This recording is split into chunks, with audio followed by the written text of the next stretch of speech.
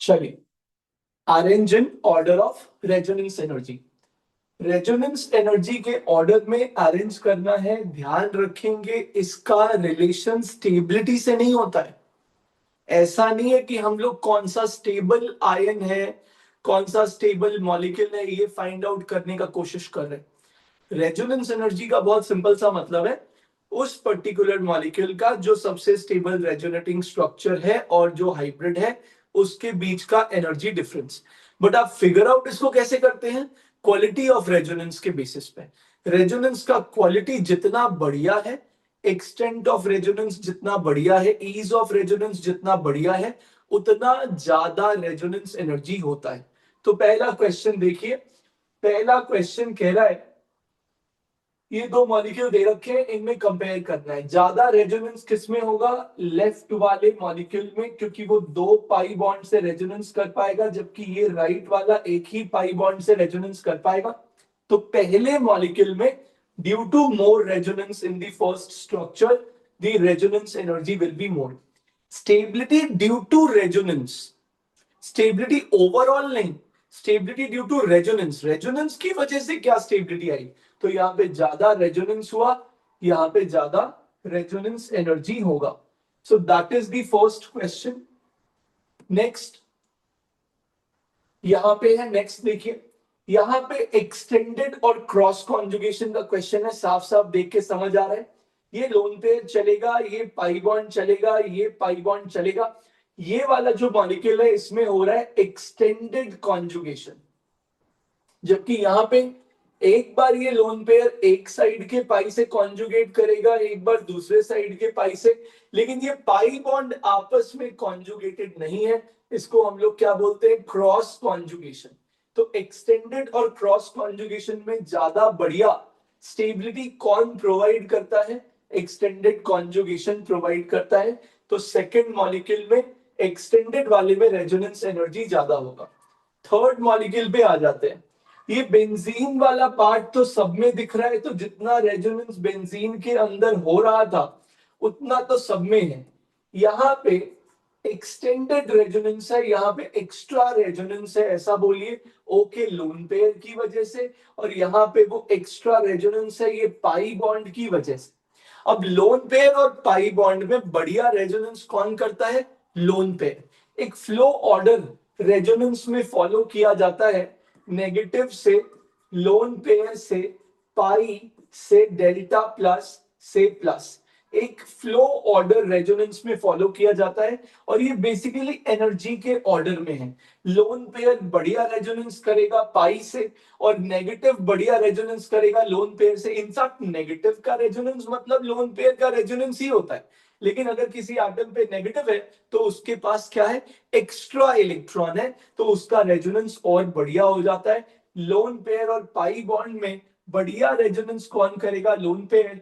तो यहां पे क्वालिटी ऑफ रेजोनेंस सबसे बढ़िया है, यहां पे रेजोनेंस एनर्जी ज्यादा होगा। इसके बाद पाई बॉन्ड का रेजोनेंस, और यहां कोई एक्स्ट्रा रेजोनेंस है ही नहीं, तो यहां पे ये बी सी ए का ऑर्डर आ जाएगा। चलिए, अब देखो भाई, question number 4 is a good question.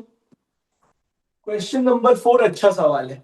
इसमें ऐसा लगता है कि यहाँ पे एक्सटेंडेड हो रहा है, यहाँ पे क्रॉस हो रहा है, ऐसा नहीं है। इनफैक्ट आप अगर सोचोगे तो इन दोनों का रेजोनेंस एनर्जी इक्वल ही आएगा, क्योंकि अगर आप इन दोनों मॉलिक्यूल को सोचोगे तो इनका हाइब्रिड भी सेम बनेगा और इनका मोस्ट स्टेबल रेजोनेटिंग स्ट्रक्चर भी सेम होगा। अगर इनका मोस्ट स्टेबल रेजोनेटिंग स्ट्रक्चर और हाइब्रिड दोनों सेम ही है, तो फिर दोनों में डिफरेंस ऑफ रेजोनेंस एनर्जी कैसे हो सकता है? जैसे यहां पे भी अगर आप रेजोनेंस करेंगे तो पाई बॉन्ड यहां आएगा, पॉजिटिव चार्ज यहां पहुंचेगा। अगर मैं बनाऊं तो पहले बार जब आप रेजोनेंस करेंगे तो पाई बॉन्ड आ गया इधर और पॉजिटिव चला गया ऊपर वाले पे। फिर एक बार आप और रेजोनेंस यहां पे करा सकते हैं, तो तीसरा रेजोनेटिंग स्ट्रक्चर जो बना वो इस तरह का बन गया। यहां पे भी आप चाहे तो एक बार इस पाई को इधर लेके चले जाइए, यहां पे रेजोनेटिंग स्ट्रक्चर ऐसा बन गया। Similarly you can move this pi also, तो एक रेजोनेटिंग स्ट्रक्चर इस तरह से भी बन गया। अगर आप कंपेयर करेंगे तो आपको दिखेगा कि दोनों में तीनों रेजोनेटिंग स्ट्रक्चर्स एक ही जैसे हैं, तो इनका मोस्ट स्टेबल रेजोनेटिंग स्ट्रक्चर भी सेम होगा और इनका हाइब्रिड भी सेम होगा, और मोस्ट स्टेबल रेजोनेटिंग स्ट्रक्चर और हाइब्रिड के डिफरेंस को ही रेजोनेंस एनर्जी कहते हैं, तो यहाँ पे रेजोनेंस एनर्जी भी सेम होगा। इट्स एन इंपॉर्टेंट क्वेश्चन, ध्यान रखना। फिफ्थ पे आ जाते हैं।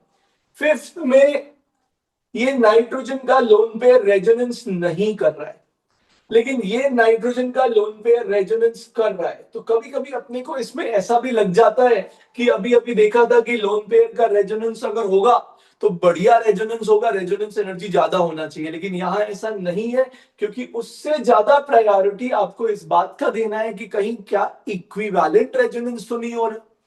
ये जो पीरिडीन है, जब आप इसमें रेजोनेंस करवाएंगे तो उसमें इक्विवेलेंट रेजोनेंस होगा।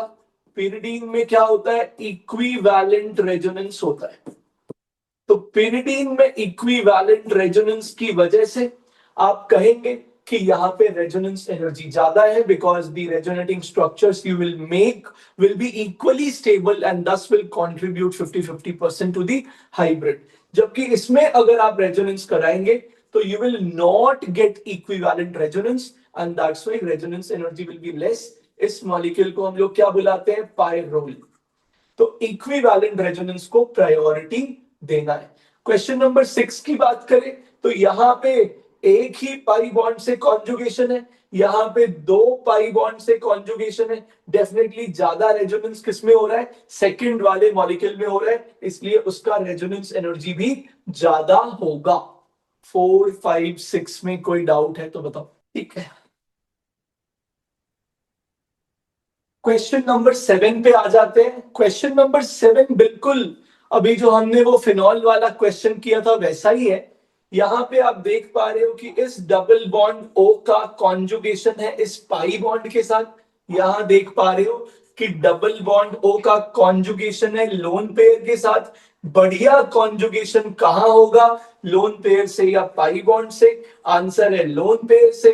तो डेफिनेटली ए और बी में ज्यादा रेजोनेंस एनर्जी बी का होगा, क्योंकि उसमें कॉन्जुगेशन पाई बॉन्ड का लोन पेयर लोन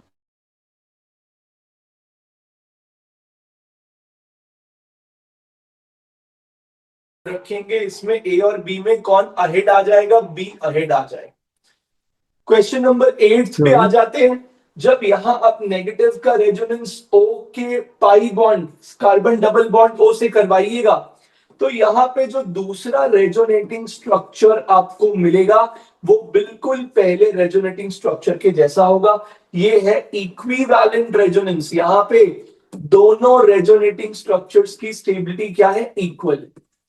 लेकिन वो चीज आपको दूसरे वाले मॉलिक्यूल में नहीं मिलेगा। ये लोन पेयर जब चलेगा तो जो दूसरा रेजोनेटिंग स्ट्रक्चर बनेगा वो इक्विवेलेंट एनर्जी का नहीं बनेगा, डिफरेंट होगा। और इस वजह से आप क्या बोल सकते हैं, यहां पे पहले वाले में इक्विवेलेंट रेजोनेंस है, मोर रेजोनेंस एनर्जी।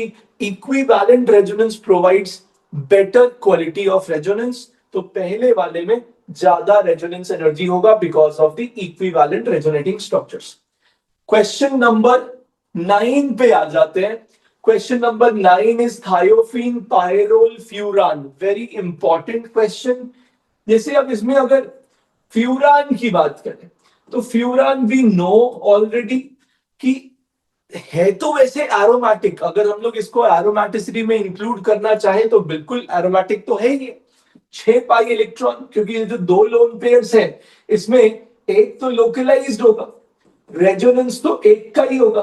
तो अगर आप उस तरह से गिनना चाहें तो 6 पाई इलेक्ट्रॉन है और ये एरोमेटिक है, यहां तक तो कोई दिक्कत नहीं है। लेकिन इसका एरोमेटिसिटी काफी कम होता है, काफी कम एरोमेटिक होता है, रिएक्शन रिएक्शन सब कर लेता है। अब आगे जाके डायल्स अल्डर करके एक रिएक्शन पढ़ेंगे, डायल्स अल्डर, उसके अंदर हम लोग फ्यूरान को यूज करते हैं और वहां पे इसके एरोमेटिसिटी का लॉस भी करवा देते हैं। जबकि बेंजीन अपने एरोमेटिसिटी को इतनी आसानी से लूज नहीं करता है, बहुत ड्रास्टिक कंडीशंस में बेंजीन अपने एरोमेटिसिटी को लूज करता है। लेकिन ये सब इतने ज्यादा एरोमेटिक नहीं होते। एरोमेटिक है लेकिन उससे बहुत ज्यादा स्टेबिलिटी नहीं मिली है इनको, इस वजह से ये उतना ज्यादा एरोमेटिक नहीं होता है। इसमें जो क्वालिटी ऑफ रेजोनेंस है वो भी उतना ज्यादा नहीं है, ध्यान रखेंगे। So one thing is pyrrole, the other, sorry this is furan, the other thing is pyrrole. जब आप पायरोल बनाएंगे तो आपको दिखेगा कि यहां पे थोड़ा तो मामला बेटर डेफिनेटली हुआ है, क्योंकि यहां पे O के लोन पेयर का रेजोनेंस कराना है और ऑक्सीजन क्या है, मोर इलेक्ट्रोनेगेटिव। अगर ऑक्सीजन मोर इलेक्ट्रोनेगेटिव है तो क्या वो अपना इलेक्ट्रॉन आसानी से देना चाहेगा, नहीं देना चाहेगा। लेकिन नाइट्रोजन उसके मुकाबले अगर आप देखेंगे तो लेस इलेक्ट्रोनेगेटिव है, और क्या ये अपना इलेक्ट्रॉन देना चाहेगा, यस ये दे सकता है अपना इलेक्ट्रॉन, उससे कम बेटर दे सकता है। तो यहां पे डेफिनेटली उसके मुकाबले बेटर रेजोनेंस तो हुआ है, और ये डेफिनेटली उसके मुकाबले मोर एरोमेटिक तो है। ये डेफिनेटली फ्यूरान के मुकाबले कम रिएक्टिव तो होगा।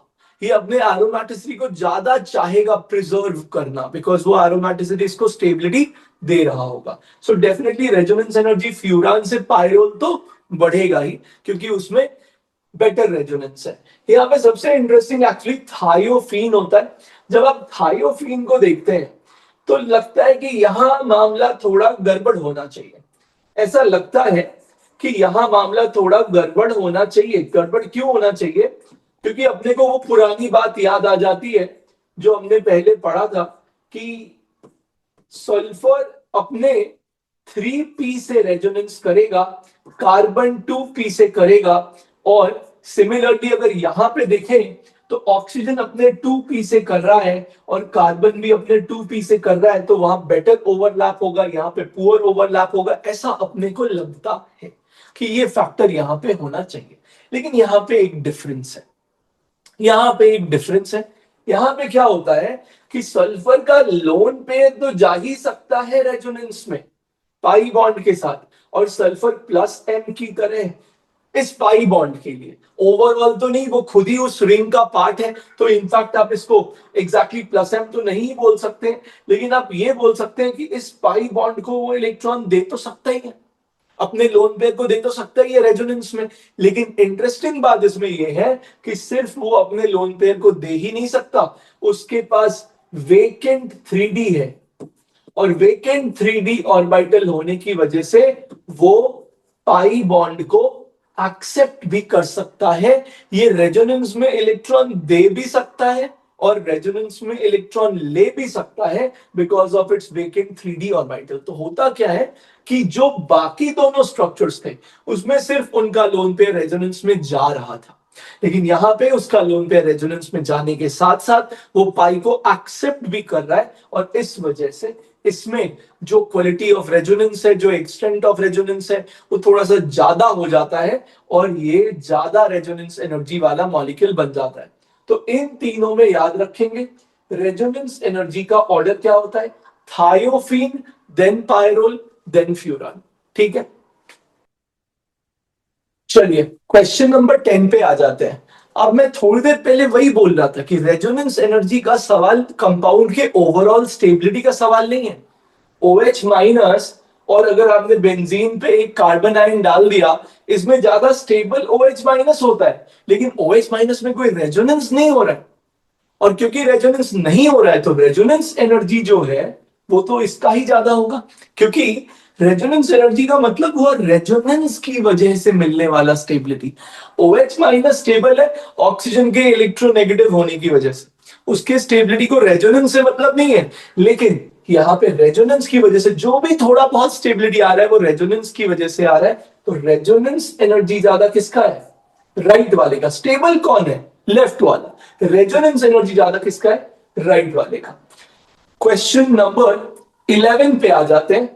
बेंजीन, नैप्थलीन, एंथ्रासीन, एरोमेटिसिटी में भी कवर किया था इसको, और आप यहां भी देख सकते हैं बेंजीन, नैप्थलीन और एंथ्रासीन में ज्यादा रेजोनेंस एनर्जी किसका होगा, डेफिनेटली जैसे जैसे बेंजेनॉइड रिंग्स का नंबर बढ़ता है वैसे वैसे ज्यादा कॉन्जुगेशन होता है, ज्यादा रेजोनेंस होता है और रेजोनेंस एनर्जी भी बढ़ता है। तो ये हम लोगों ने एरोमेटिसिटी में भी कवर किया हुआ है। Benzene, naphthalene, then anthracene. Benzene, naphthalene and anthracene.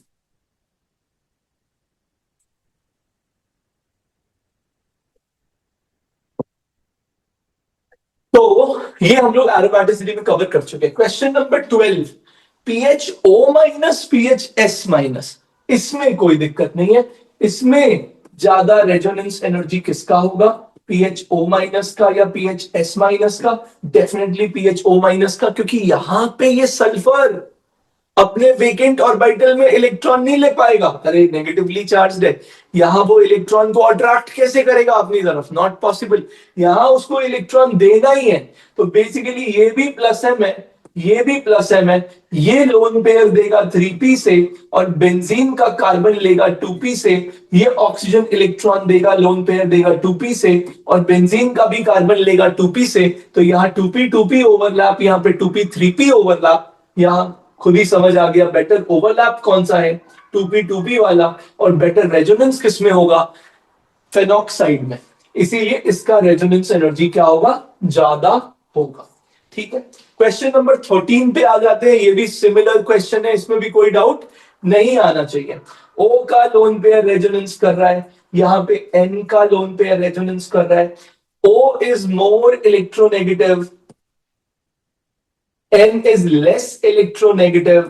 तो जो एटम कम इलेक्ट्रोनेगेटिव होता है वो अपना लोन पेयर आसानी से देगा, जो ज्यादा इलेक्ट्रोनेगेटिव होता है उसको लोन पेयर देने में प्रॉब्लम होगा। आसानी से रेजोनेंस होगा राइट वाले में, तो रेजोनेंस एनर्जी भी ज्यादा होगा राइट वाले का। 14th, दोनों में 3 पाई बॉन्ड का ही कॉन्जुगेशन है। लेकिन आपने ये चीज कहां पढ़ा था, एरोमेटिसिटी में, कि इलेक्ट्रॉन्स, पाई इलेक्ट्रॉन्स तो उतने ही हैं, वैसे ही हैं, लेकिन मॉलिक्यूलर ऑर्बिटल्स का जो यूजेस है, यहां पे जो मॉलिक्यूलर ऑर्बिटल्स का अरेंजमेंट है वो डिफरेंट है। ये मॉलिक्यूल एरोमेटिक है और ये ओपन चेन है। ओपन चेन में एरोमेटिसिटी होती ही नहीं है। नॉन एरोमेटिक आप चाहो तो इसको बोल सकते हो। तो ये एरोमेटिक, ये non aromatic, pi electron same भी है, फिर भी ये बहुत ज्यादा रेजोनेंस का क्वालिटी इसमें बेटर होगा, इसका रेजोनेंस एनर्जी ज्यादा होगा, बिकॉज ये एरोमेटिक है, ये नहीं है। क्वेश्चन नंबर 15 तो बहुत ही सिंपल है। यहां पे दिख रहा है कि जो नेगेटिव चार्ज है वो एक पाई बॉन्ड के साथ कॉन्जुगेशन कर रहा है, जबकि यहां दिख रहा है कि जो नेगेटिव चार्ज है वो 2 पाई बॉन्ड के साथ कॉन्जुगेशन कर रहा है। यहां पे डेफिनेटली ज्यादा रेजोनेंस हो रहा है और रेजोनेंस एनर्जी भी ज्यादा होगा। फिनांथ्रासीन, एंथ्रासीन, ये भी बहुत सिंपल है। फिनांथ्रासीन अपने को याद है, ये एंगुलरली फ्यूज्ड होता है। फिनांथ्रासीन कैसा होता है, एंगुलरली फ्यूज्ड। और एंथ्रासीन तो यहां पे बनाया ही है। जब आप इसको बनाते हो तो जब आप इसको देखोगे तो आपको यहां पे पता चलेगा कि जो ये हमारा एंथ्रासीन मॉलिक्यूल है, इस पे किसी भी एक टाइम पे 2 से ज्यादा बेंजेनॉइड रिंग्स नहीं हो पाएगा। अभी देखोगे तो आपको ये वाला रिंग बेंजेनॉइड दिखेगा, और क्योंकि ये पाई बॉन्ड ये कॉमन कार्बन के बीच में है, तो इस पाई बॉन्ड को आप इस साइड भी इमेजिन कर सकते हो। और यहां आपको वापस से ये पाई बॉन्ड को इस रिंग में इमेजिन करो, ये बेंजेनॉइड रिंग मिलेगा, तो 2 आपको बेंजेनॉइड रिंग्स मिल गए। जबकि इसमें आपको 3 बेंजेनॉइड रिंग मिलेगा। जब आप इसको बनाएंगे तो ये कुछ ऐसा बनता है, ऐसा बन जाएगा। और इस रेजोनेटिंग स्ट्रक्चर में आपको दिखेगा कि इसमें 3 बेंजेनॉइड रिंग्स है। पहले तो आपको ये वाला रिंग बेंजेनॉइड दिख गया, ये एक रिंग बेंजेनॉइड दिख गया। फिर आपको पता है कि ये दोनों कॉमन कार्बन है, तो इसका जो पाई बॉन्ड है वो दोनों साइड काउंट किया जाएगा, तो ये वाला रिंग भी बेंजेनॉइड दिख गया। पाई पाई पाई। फिर आपको दिख रहा है कि फिर से ये कॉमन कार्बन है, तो ये वाला पाई बॉन्ड भी दोनों साइड काउंट किया जाएगा, तो पाई पाई पाई। ये वाला रिंग भी आपको क्या दिख गया, बेंजेनॉइड दिख गया। और अगर तीनों रिंग आपको 3 रिंग बेंजेनॉइड दिख गए तो डेफिनेटली रेजोनेंस एनर्जी क्या होगा, ज्यादा। किसका, फिनांथ्रासीन का। किसके मुकाबले, एंथ्रासीन के मुकाबले, due to having more number of benzenoid rings.